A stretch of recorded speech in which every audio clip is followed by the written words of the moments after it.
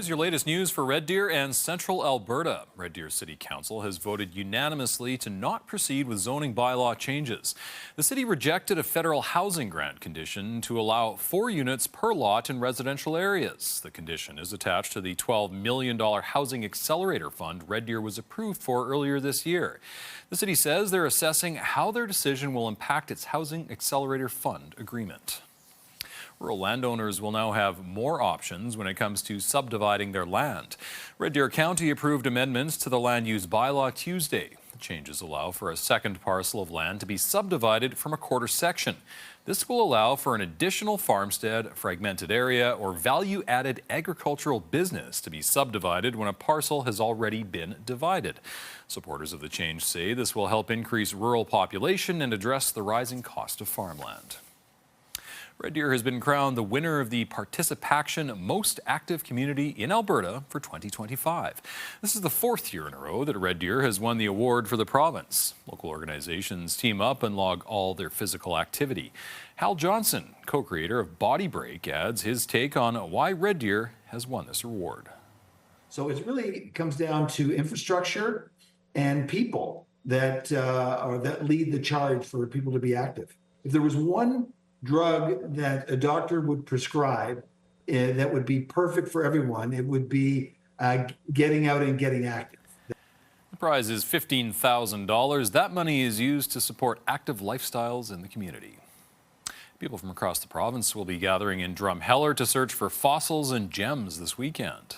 The great thing about going rock hounding in Drumheller, you are never going to walk away empty-handed.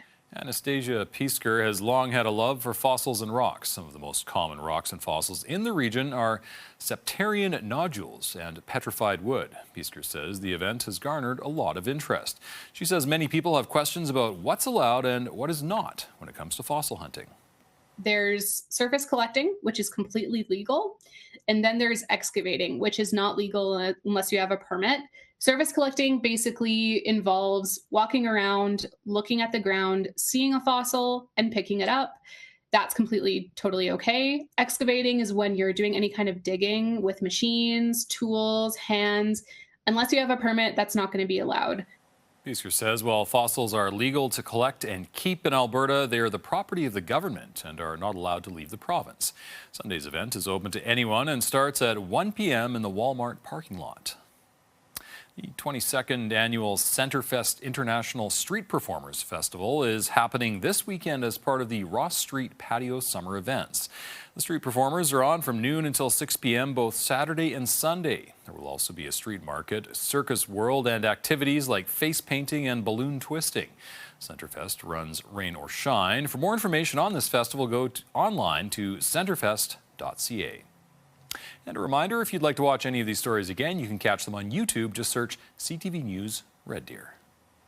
We've had some wild weather this week, and as we head into Saturday and Sunday, same thing. It is unsettled. We have a chance of a thunderstorm, 60% chance of showers, especially in the afternoon. Saturday morning when you wake up, it'll just be cloudy, just quite overcast, but it will develop into some moisture. So 18 degrees is our high for the Red Deer region. Same with Stettler, Lacombe, Rocky Mountain House, just a bit cooler south towards Innisfail at 15 degrees. Now, as we head into the work week Monday, there's some rain in the forecast, but then we're slowly climbing up. We'll see some heat in the forecast, specifically on Wednesday, close to 30 degrees. Here's a look at the rest of your 5-day forecast.